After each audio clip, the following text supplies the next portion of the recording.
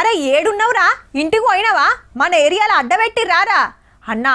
Main road మీదకెంచి రాకే, ఉత్తగానే book అవుతాం మళ్ళా. ఆ గల్లీ లెక్కలు కొట్టు. ఏమంటున్నా నీ అవ్వ ముందు చెప్పవారా? సంతుగాడు దొరికిండా?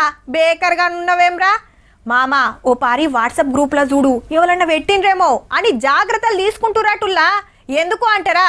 ఇగో గిందుకు ఈ తాగుడు పాడుగాను తాగితే తాగిండ్రు గాని ఇంటికి పోయినాక వేస్తే కాదా. ఇప్పుడు చూడండి ఉత్తపుణ్యానికి జైలుకు పోతారు. హైదరాబాద్ లో డ్రంక్ అండ్ డ్రైవ్ లో దొరికిన 133 మందిని జైలుకు పంపింది మరి కోర్టు. టెస్టులో తెచ్చుకున్న మార్కులను బట్టి ముగ్గురికి 14 రోజులు, ఇద్దరికి 10 రోజులు, 128 మంది 6 రోజులు జైలు ఉండాలి. నెల రోజులలోనే 3353 మంది దొరికిర్రు అంటే చూడండిగా. బార్లు వైన్స్లలో తాగి ఎంత చదివించుకున్నారో గాని బండెక్కి బుక్ అయినందుకు 1,14,00,000 రూపాయలు దండగా కట్టిండ్రు.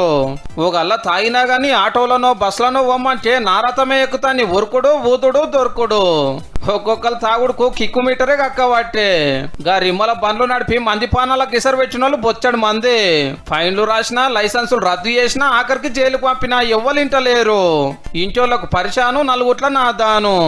ఏ మాట కా మాట సిట్టింగ్ లో కూడా సవలతులు అట్లనే ఉన్నాయి. మరి కొత్త బాలరు, కోరిన బ్రాండ్లు, రోడ్లకు వైన్సులు, పక్కకే పర్మిట్ రూమ్లు.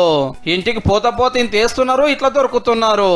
తాగుడు తప్ప ఉప్ప అన్నది ఏరే చర్చ. తాగినాక నిమ్మలంగా ఉండాలి కానీ కాలు వేసుకొని బండ్లు వేసుకొని రోడ్ల మీదకి రాకుండ్రి, పోలీసులకు దొరికి జైల్లో పాలు కాకుండ్రి. గుంటాము ఇంకో వార్త చెప్పాలి.